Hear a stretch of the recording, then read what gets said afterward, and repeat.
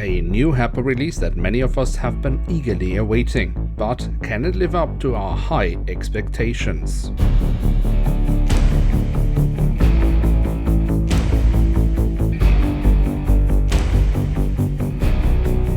Welcome to a new episode of Review, where we today will take a closer look at a Boeing 787-9 from Gulf Air.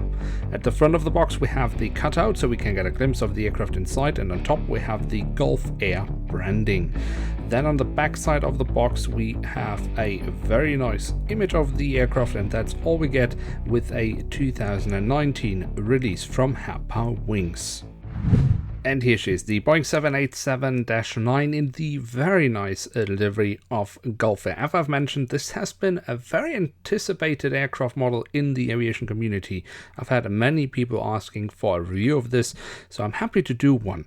But there's one thing that has annoyed me quite a lot since I got this aircraft model, but more on that a little bit later, because first we will take a look at some of the many nice details this aircraft model has to offer.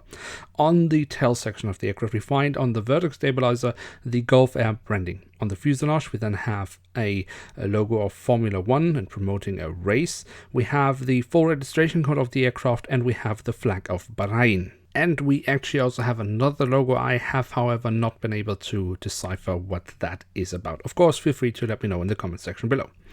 Then on top of the fuselage, we have the nice little addition of the sat dome.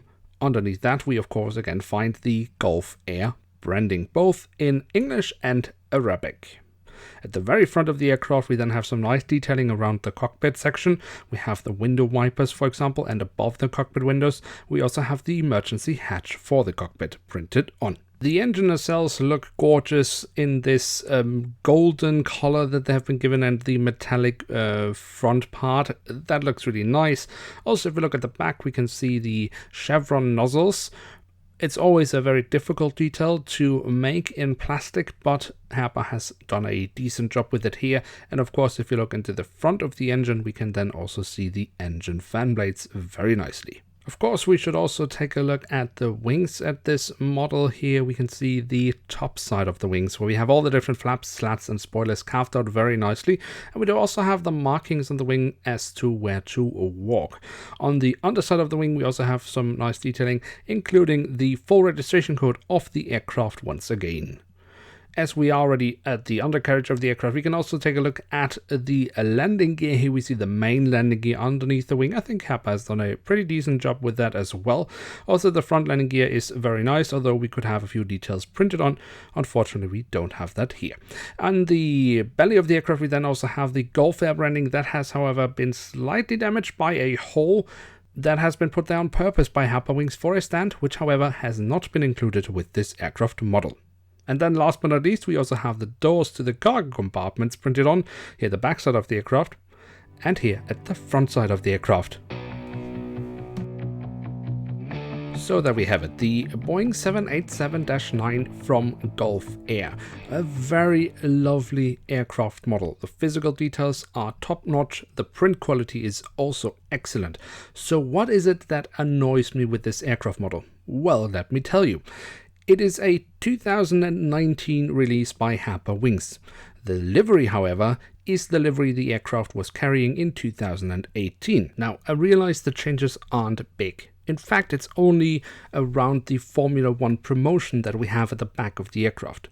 This aircraft promotes the 2018 race. Now, the aircraft today is of course promoting the 2019 race. The whole promotion logo has been changed and it is placed differently on the aircraft. But this is a 2019 release, not a 2018 release, so I would expect the aircraft to be up to date in the livery. And if Herpa has spent too much time from planning this aircraft to getting it out to the market, then that's simply not good enough. Now, I could still enjoy the aircraft model because it is a very good one. So it's not a deal breaker, it's just something that annoys me. But what do you think about this? Should Herpa have done a better job and updated the livery before they released the model? Or do you think it is not really a problem and it's fine as it is? Let me know in the comment section below. with that, we've reached the end of today's episode. If you have enjoyed this video, then please smash that like button. With that, you really help out the series. Of course, if you're new around here, why not hit subscribe? That would be absolutely awesome. And with that, I'd like to say thank you so much for watching. Hope to see you soon again. I'm checking out, and bye.